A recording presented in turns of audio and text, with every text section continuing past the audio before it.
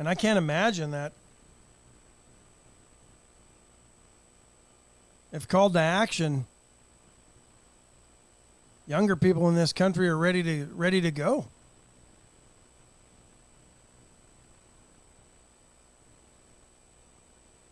I don't think they have the fitness level. We're the most obese country in the world. I don't think we have the mental fortitude as a country.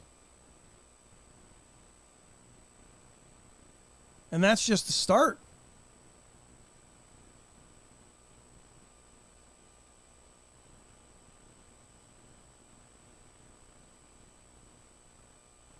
Going to look like Stripes at the start of that movie when they all went to training camp and John Candy and the gang, but it's not going to end up like them all coming together to fight. Jarrett McCrugan, good morning. Scott Tomko says, been way too passive the last few years, and this is what happens. That's exactly it. It's amazing how far we've fallen in 3 years.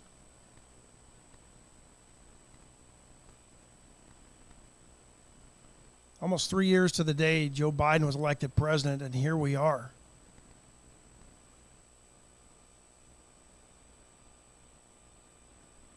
On the brink of World War III, maybe?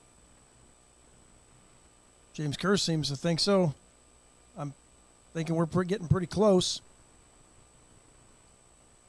Ricky King, good morning. H.R. Mallory checking in. Tammy Keeling sends a voter's guide from the League of Women Voters on the constitutional propositions. It's linked there. Appreciate that, Tammy. I think the one that Callie linked was from the Texas scorecard. So very good resources there to make your informed decision as you go to the ballot box in November.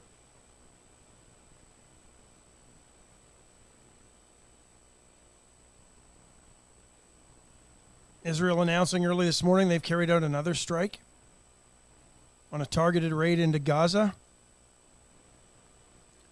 Now, after Hamas, and I know Peter McNally had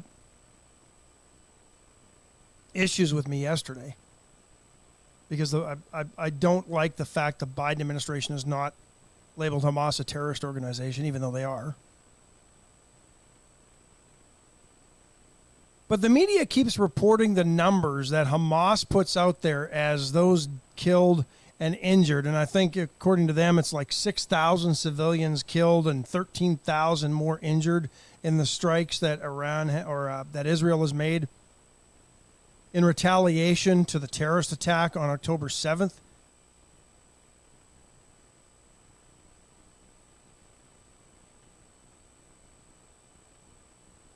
But how can the media, after Hamas lied about the terror attack or the airstrike on the hospital in Gaza, how can the media report any numbers that folks from Hamas release as casualties in this? And they do it. Oh, the Israeli retaliation has killed over 6,000 people,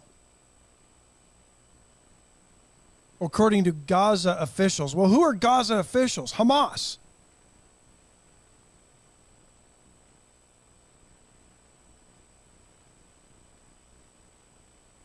It's crazy. And the media just runs with it.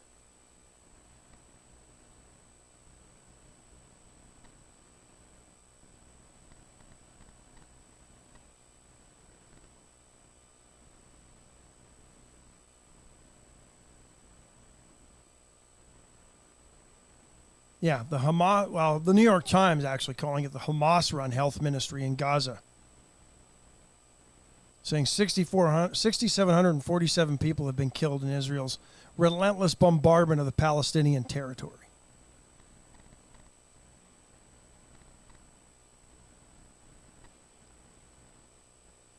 Meanwhile, Hamas just continues to send thousands of rockets into Israel. Rocket barrage this morning into Tel Aviv, into a building. They don't care. They're not hitting military targets. Yet the world expects Israel to just hit military targets and targets that are known to harbor Hamas terrorists?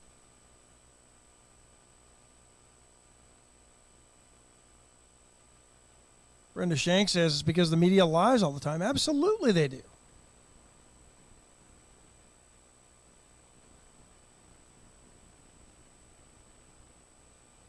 Jared McCrugan says 5 years ago I thought our media was good. Now I found it hard to believe almost anything they say, sadly.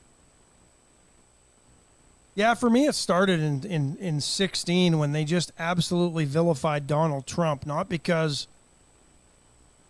of his platform, but simply because he ran for the party that they always thought he was not a part of.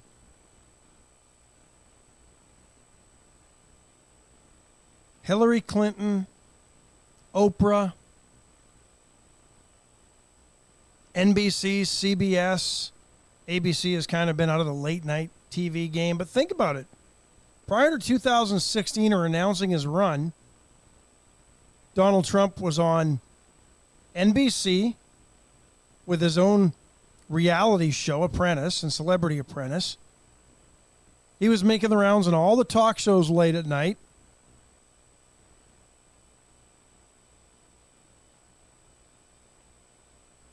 And then he announces his run for president, and nobody really knew which party he belonged to. Everybody kind of assumed he was more Democrat than he was Republican.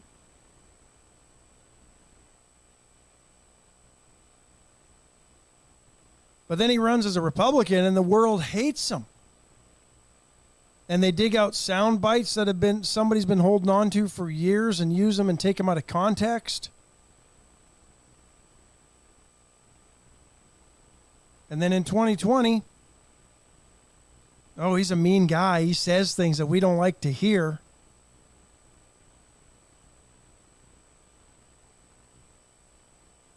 So let's elect the biggest fraud that's ever run for president.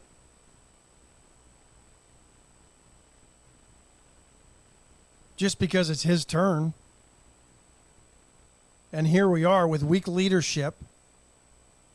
Country heading into the dumps with inflation that we haven't seen in 40 years, interest rates we haven't seen in 25 years.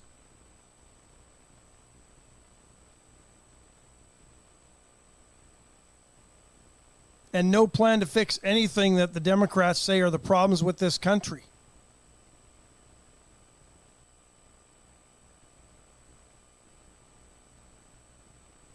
Instead of allowing for housing, they want people within about 15 minutes of everything.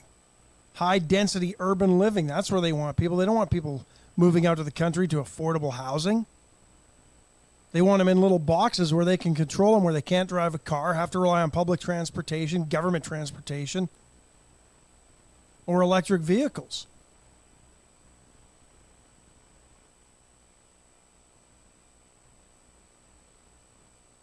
They complain and whine about the student loan problems, but they haven't fixed the process or the problems or how to do it.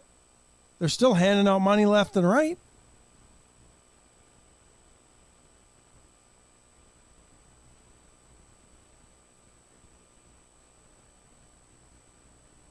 Pentagon boosting forces in the Middle East following the attacks on American and allied troops in Iraq, Syria, and the Red Sea. 900 more service members are being deployed.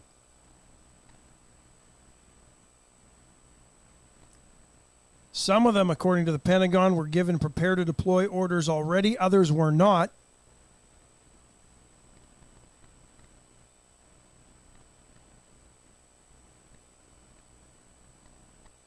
They would not say where the troops will be sent, but they did say Brigadier General Pat Ryder did say that they were not going to Israel.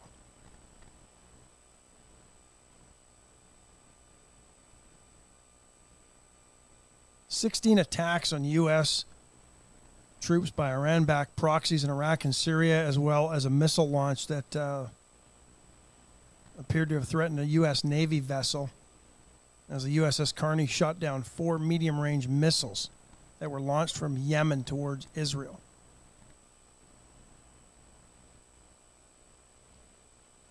I think it is time. Like Brent says, let's just drop a nuke on Iran and be done with them.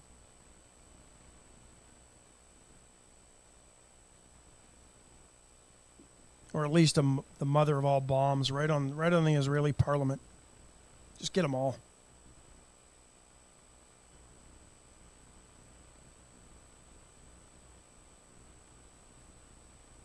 You know, our president just puts his head in the sand.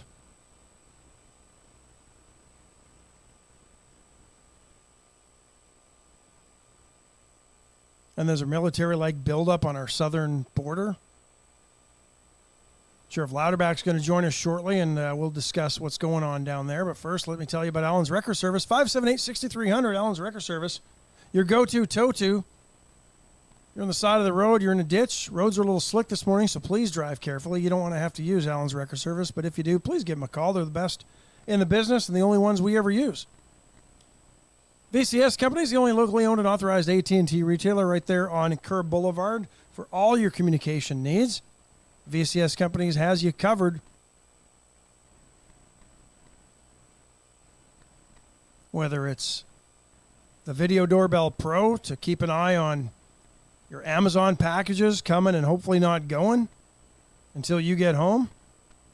You want a whole house alarm system? Or you just need a brand new iPhone 15 Pro, stop on by. They got you covered. Chesnick Furniture Company, for over 100 years.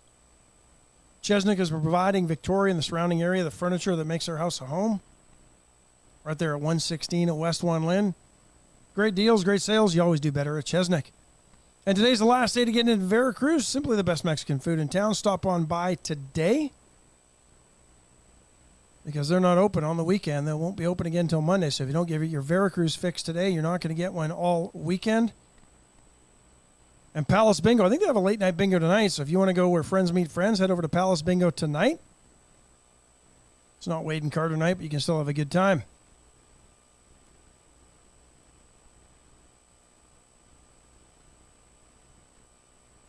Kara Murray says Mike Johnson referenced it well on Hannity last night when he said everything happening as a result of a failed presidency. You know, that's exactly it.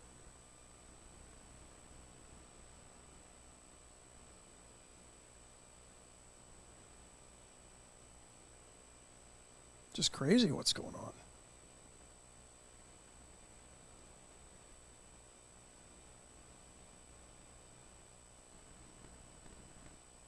Stock markets closed lower yesterday.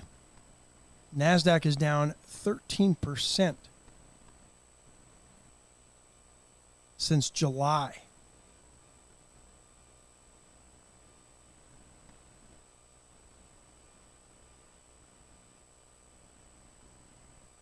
U.S. gross domestic product grew at an annualized rate of almost 5% in the third quarter of this year. Wasn't stronger than what they were expecting, but fifth straight month of growth. And the largest gain in about 2 years. Strong consumer spending playing a role. It was up in the quarter as well. And despite inflation and rising interest rates, consumers continue to spend. Restaurants, concert tickets, and cars, the biggest consumer items purchased. Federal government spending also increased. Surprise, surprise. But it's no wonder that cars are, because all the automakers are offering really good deals right now and low to no interest if you have good credit.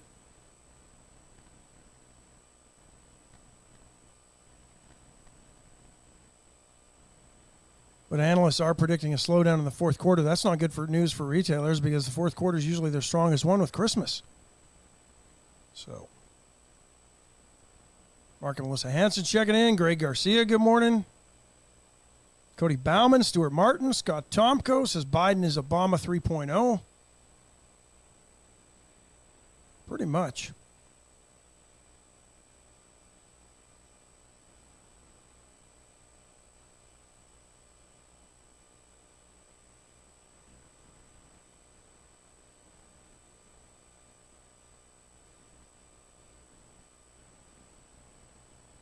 Rugby World Cup final taking place tomorrow. CNBC is going to actually air it. New Zealand takes on South Africa. Should be a good one for all you rugby fans out there. There might be me and two others.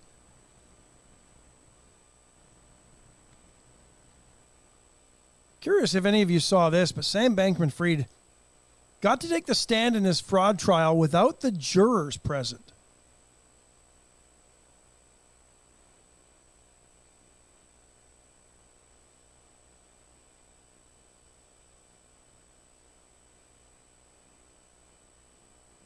He'll be back on the stand today, and the jury will be there, but maybe Steve Kidder can weigh in on this one. But why would they have removed the jury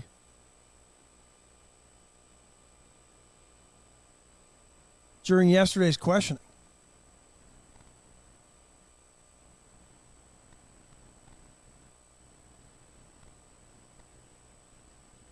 Apparently, well, I guess I could have read a little further, but the judge apparently wanted to determine the admissibility of Bankman-Fried's testimony. That seems weird.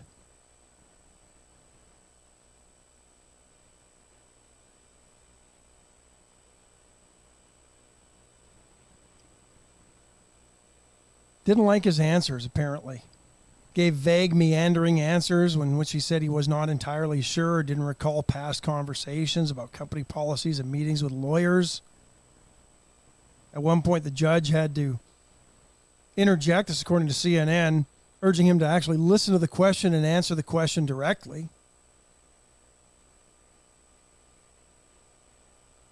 Almost like they're playing favorites and gave him a dress rehearsal for his testimony in front of the jury today, is what it sounds like to me. You and I aren't getting that full makeup on dress rehearsal the day before any of our trials.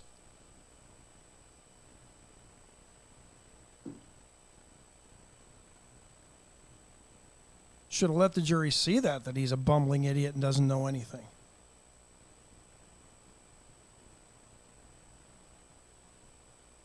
That whole thing is just weird. I'm not sure exactly what all went on there, but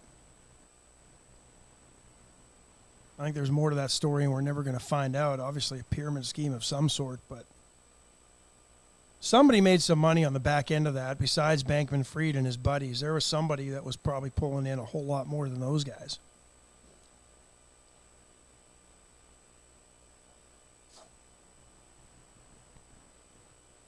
Sheriff Louderback going to join us. Let me get to the Astros report, brought to you by the fine folks at First State Bank of Louise. We'll get this one out of the way, and then the sheriff can join us.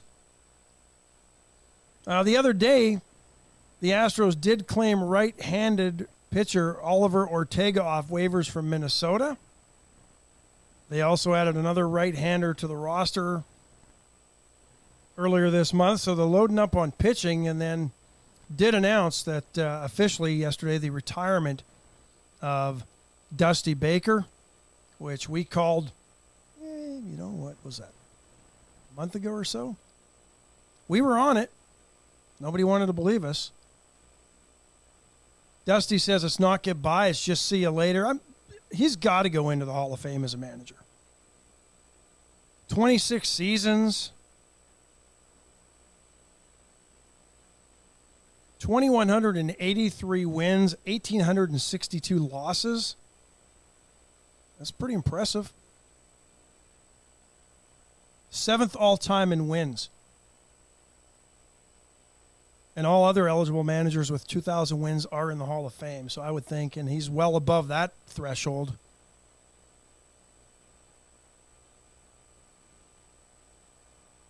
Managed the Cubs. Or started with the Giants. Had a lot of success with the Giants in the 90s, almost 10 years there. Then went to the Cubs and the Reds, the Nationals for a season. Then came over to the Astros and really pulled the Astros out of what could have been terrible. He's the only manager ever to lead 5 different teams to division titles and was the NL Manager of the Year 3 times. And, of course, won his one and only World Series last year with the Astros when they beat the Phillies in 6. So, yeah, I think he's in. Some of the names on that list ahead of him, Sparky Anderson, Joe Torre, Bobby Cox, John McGraw, Tony La Russa, Connie Mack.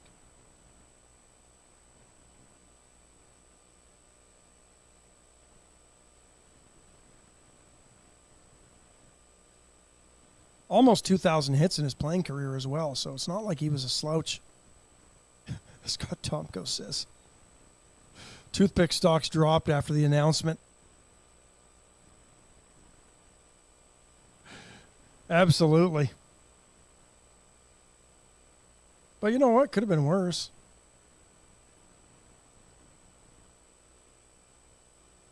That's one thing that the TV, if you notice, they really tried, and they've done a very, I think producers are more on the ball, but they really do their best not to show anybody spitting tobacco anymore on the baseball field, or even with a huge wad of chew in their cheeks. So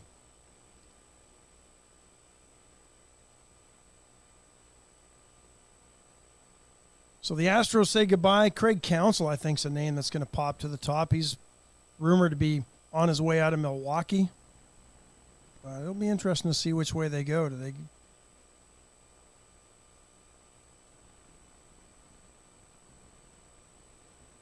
World Series begins tonight. Zach Gallen for the Diamondbacks. Nathan Eovaldi for the Rangers.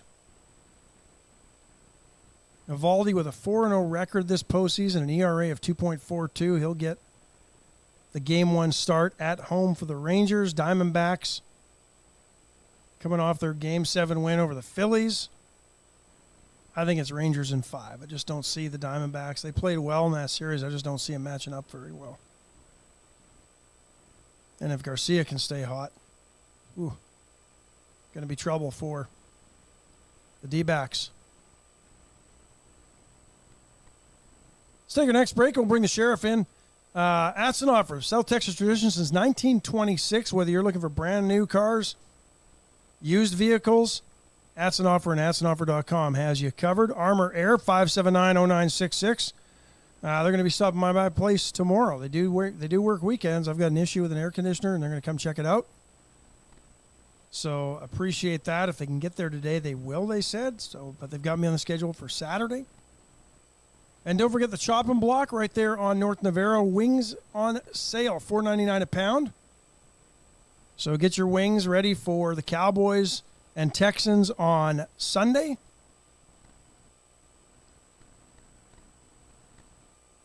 There's a salsa there made by the Svetlik brothers called Gunslinger. And it is really good. So if you're looking for a good salsa, they've got one there. I haven't seen it anywhere else, but the Svetlik boys here make a good one. It's called Gunslinger. So we're going to bring America's Sheriff onto the show. AJ Louderback, how are you, sir? Come on around, and we'll get you here on Good to see you this on morning. camera, too. You, too. Glad you could join me. Yes, sir. Yes, sir. Guest appearance, not co-hosting. I don't want you to be, painted with any brush of anything I might say. There's Karen Webb checking in, but what's going on? Let's where do you want to start? You want to start at the border because you sent me a couple of pictures yesterday, and I'll bring one up here, and you can see it there, and you can see it there. But explain this picture that you sent to me yesterday, because this looks like something you might be seeing in the Middle East right now.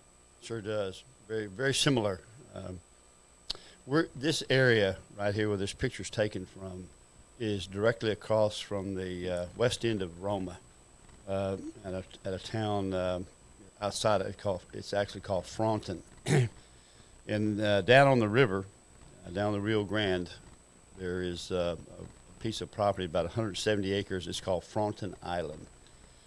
And this has long been one of the most violent areas in the southwest border.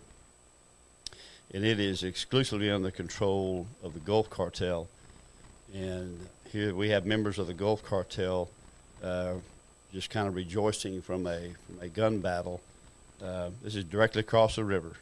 This is just probably less than 50 feet, 60 feet from the river's edge on the Mexican side. And they just had a major gun battle with a rival cartel gang called Cartel de Noreste, which occupies and owns Nuevo Laredo and deep into Mexico. So Noreste is a very aggressive a well-organized military-type gang with substantial weaponry. And we're having nightly gun battles across there, and they're coming across the river in Roma, hiding out and doing the stash house thing with weapons, ammunition. But we have a major war going on right now, right across Texas, and it involves the Noreste cartel pushing and wanting more property and rights to the Texas coast in this area.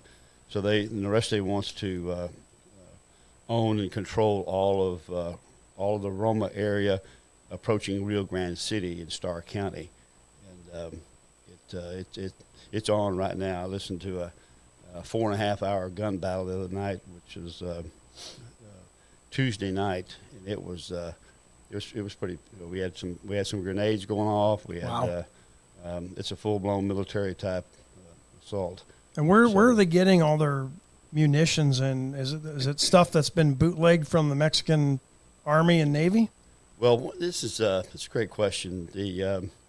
It's long been taught here that these weapons are coming from the U.S., coming from Texas, and we've had some. Because we hear the other thing a lot, like that's the thing you hear about the weapons in Chicago. They've made their way up from Mexico and other places. So how's that trade-off work? Well, here's the truth. The truth is that the cartels are obtaining their military-grade weapons from the armaments of other countries, namely Guatemala, as far away as Guam. There's about 7 countries that are selling, corrupt military officials are selling. Guam would be U.S., wouldn't it? Somebody down there? Yeah, they're coming out of the military armories. Is the Pentagon looking into what's going on in Guam, since that's a U.S. military installation? It could be. You don't know. But it's Guatemala is doing quite a bit, but that's where they're coming from. That's where they're getting the grenades. That's where they're getting the explosives from. That's where they're getting the full automatic weapons, the M60s and the 249 squad automatic weapons. Wow. So these are long streams of machine gun fire that's coming right across the border. Are stray bullets heading this way? Yeah. Yeah. And unfortunately, that's a consequence of what's going on. And I think the real message here that Texans need to know about is a full-blown military-type war going on right across our border and in our state as they come and go. Because if you want a sanctuary, you would come into the U.S. You'd come to a more stable, more orderly area because this area is not stable at all. So in fact, after that night, there were several Gulf Cartel people who swam across the river. They came across in their underwear. They dropped all their weapons in the river and came on across and were claiming asylum. Well, they were subsequently caught by Border Patrol after a neighbor called in on them, and they immediately gave up and with no incident. But they had enough that night. They had enough shooting. Understandable. But, yeah, so. Yeah. If they're fighting for territory right now in Mexico along the border to control that, how long before those fights come across into the U.S. to take control of known stash houses and things like that? Well, I think it's a real probability. They're here in Texas. The cartel is operating in Texas to a level that the general public doesn't know about. Houston is a major hub of all activities cartel related to the Gulf Cartel. Well, the Gulf Cartel has been fractured, in the last several years, and they're perceived as not having the strength that they used to have. So these rival gangs are trying to move in and take that property. And is that that's why Del Noreste is? That's why Noreste is doing that. That's are they a splinter group from Gulf, or are they a separate one? No, they're separate. They formed a separate. The CDN, Cartel de Noreste, is a fallout from the Zetas. Okay. And so the Group Zetas managed to carve out Nuevo Laredo. They're 100% in control of Laredo. What happens in Nuevo Laredo coming into Laredo is CDN. So you have the Sinaloa up in the northern part in the Pacific areas. Arizona deals with the Sinaloa. We deal with the Gulf Cartel here in our area of Texas here, the Gulf Coast. So.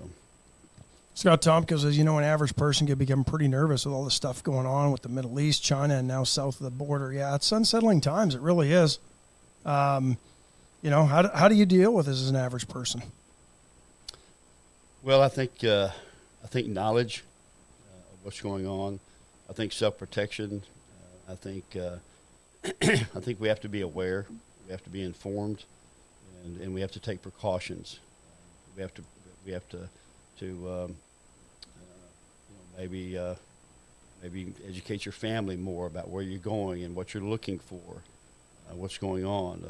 Obviously, we had the mass shooting the other day, and we still have a active shooter incident now. I was going to ask you a little bit about that from a law enforcement perspective. Reports are that the first call of a shooter, I know he shot up the restaurant in the bowling alley, but apparently took some shots along before he got there, and an hour.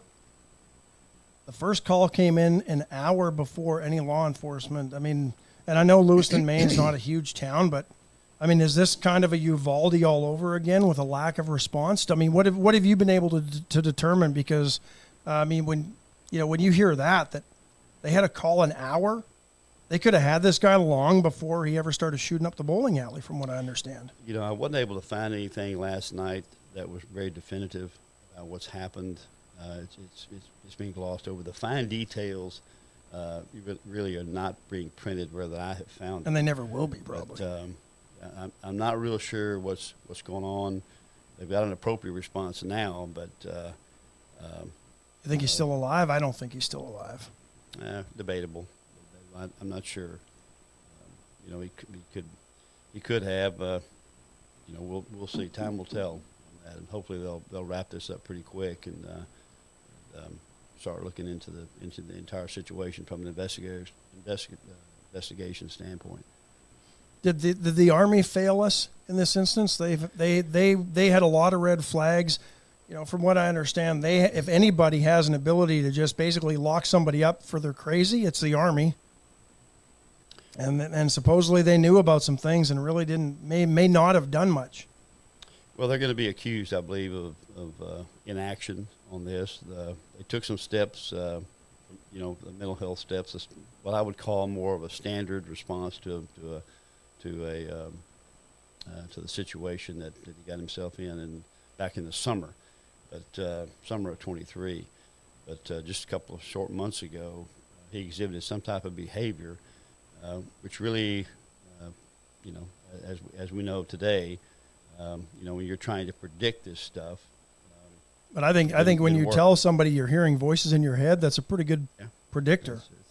It is.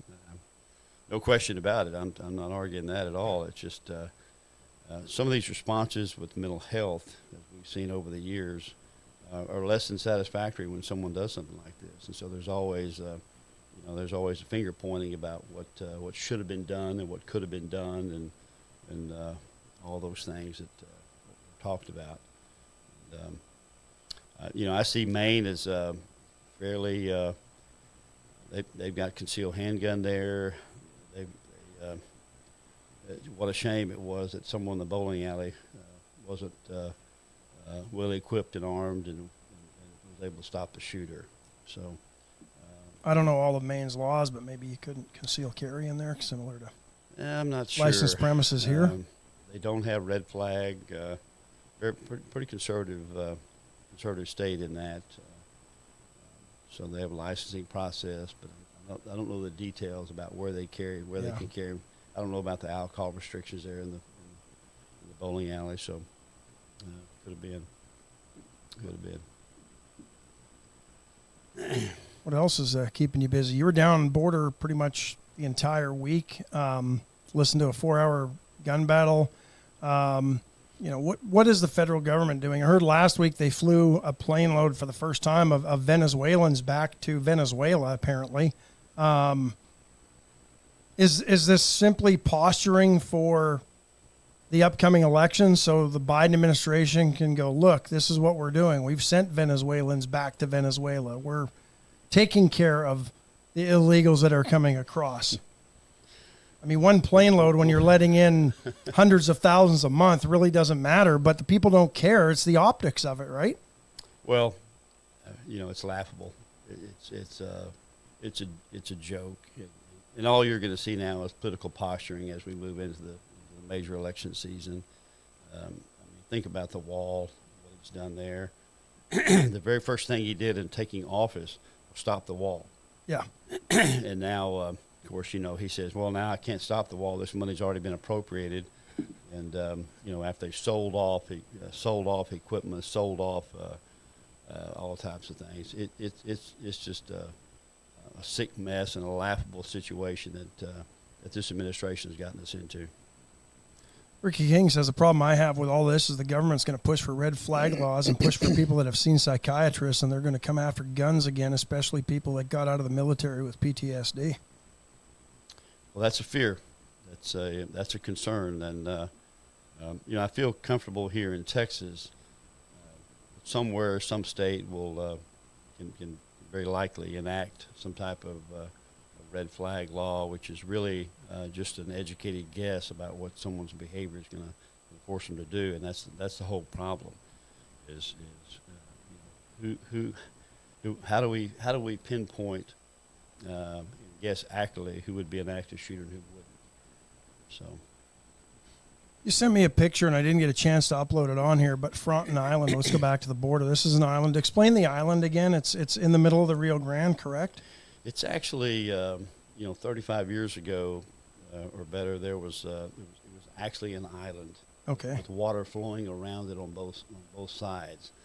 Well, in time, the northern cut on the Texas side closed in and became unnavigable for water. Okay. So it dried up, and so in time, and this area is very remote here in Stark County. It's yeah, and you sent me a picture, and there's concertina wire on a fence, basically along a roadside, and down the roadside is the ravine. So to the right, what is this? Is this the Texas side? No, that's the river. That's the river. So that's the Mexican side that way. Yeah. To the right is Mexico. To the left is all Texas. Okay. So is the Biden administration going to come after Greg Abbott for putting up razor wire and a fence like he did for the with the buoys and such? I mean, is this a concern? Do you know, as from the land management office, that this might be an issue? This is Texas land. Okay. And it's Texas land because it's owned by Texas. It's owned because Land Commissioner Don Buckingham filed the appropriate paperwork and went to court and claimed this land as Texas land. And so that's why we're in there clearing it, and it has no vegetation now. So it was a heavily wooded 170 acres of heavy woods, and that whole thing now is bald. It's nothing more than sand there on it now, with the 3 strands of concertina that's augured into the ground. It's got the posts in the ground. It's covered the entire length of that property. So how much do you know the linear feet of fence along there? Oh yeah, we're at over 6,000. Wow. Yep. So that's all completed. They start on the east end and west end and met in the middle. And it's hats off. It's a really it's a major accomplishment, and wouldn't have been able to do it if we hadn't had Lieutenant Louis Cuellar and his group of 40 Army engineers who were able to clear this land.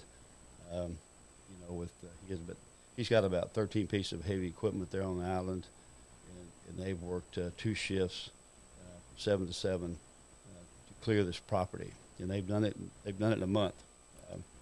So we've got about 2 more weeks there, and it'll be turned over, and the operation will be complete at that time. And then what happens? Who's going to take that over? Does that become Customs and Border Patrol? We'll have it will be able to be patrolled at this time because of the roads that have been built on here. Yep. And you can see the road that's going down through the Concertina wire on the river itself on the Texas side. So, we can have eyes on the place now. I'm sure Texas will sign an agreement with Border Patrol to be able to patrol that, maybe put surveillance cameras up, and actually have it, as an active border area that's now under surveillance. Whether or not they put sensors, I haven't heard. Whether or not they'll do that. Sensors are not as effective as the public would think they are. They're just another tool, but they also, if a cow comes by, they go off. Oh, really? So yeah. they can. Yep. Yeah, that's not good. No. A lot of false alarms, huh? Could be. So, yes, sir. All right, let me take a quick break, and we'll come back and wrap up our discussion with Sheriff Louderback. Appreciate you being here. Paravita Wellness. Get in, get healthy. Erica Briggs is going to join us next week and discuss some of the new offerings that she's going to have out of Paravita Wellness right there on Airline, almost at the corner of Laurent in the Town and Country Center. $10 roughly a meal. And if you tell them Wade and Carter sent you, you'll save $1, and you just take them home, heat them up, and they're phenomenal. I don't find myself snacking as much in the evenings, and I don't know what she does. She just knows what she's doing, but they're healthy meals. They're 300 to 500 calories, and they fill you up. They're phenomenal, tasty. Healthy eating isn't the cardboard like we used to eat as a kid, and we thought we were eating healthy.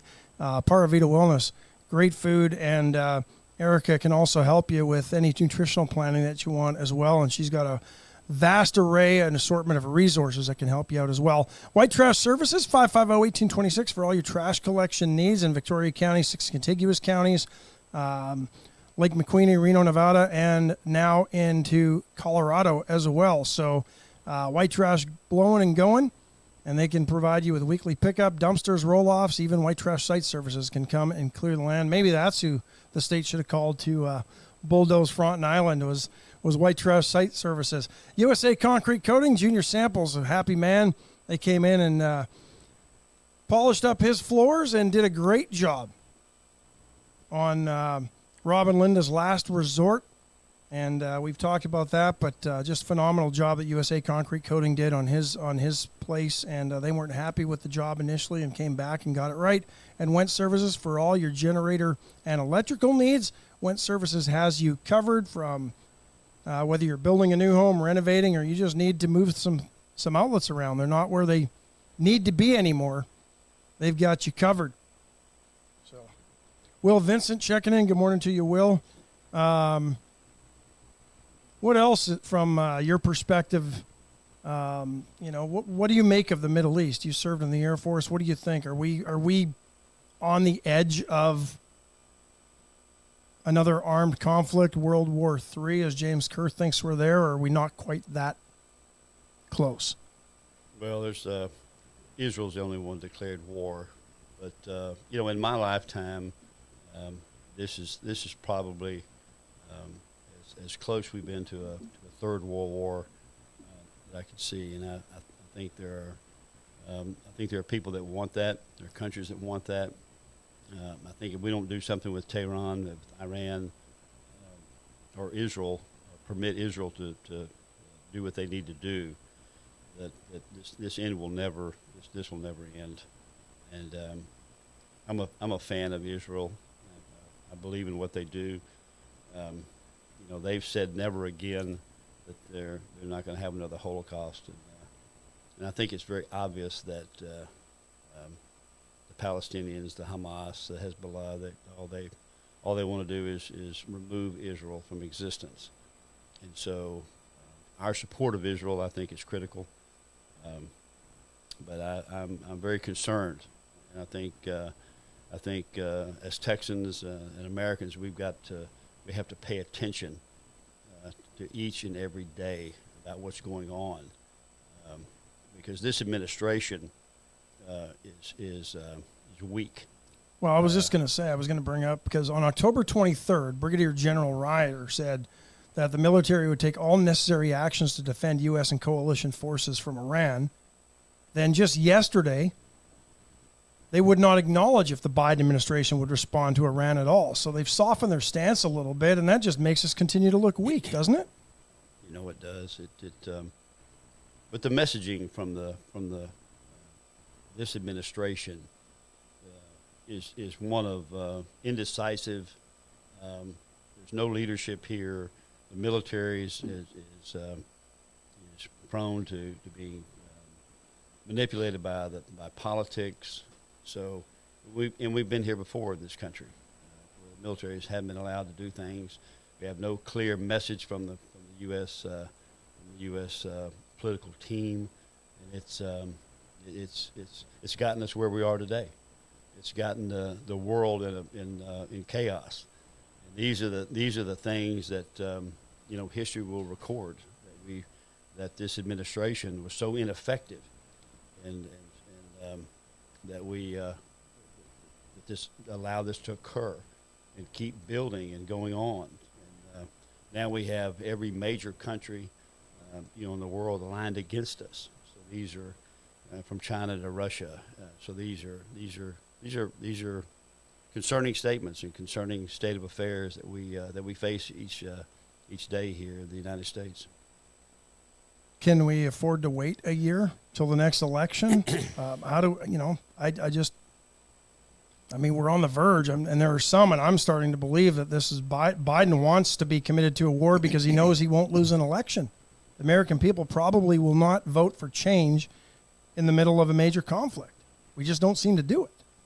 No, history is against us in that area, but I have faith in the American people that we'll see through this. We'll see through the rhetoric and we'll see it actually for what it is, and the truth. I think the truth is right there in front of us as a country. We can't tell when we're this close to a world war.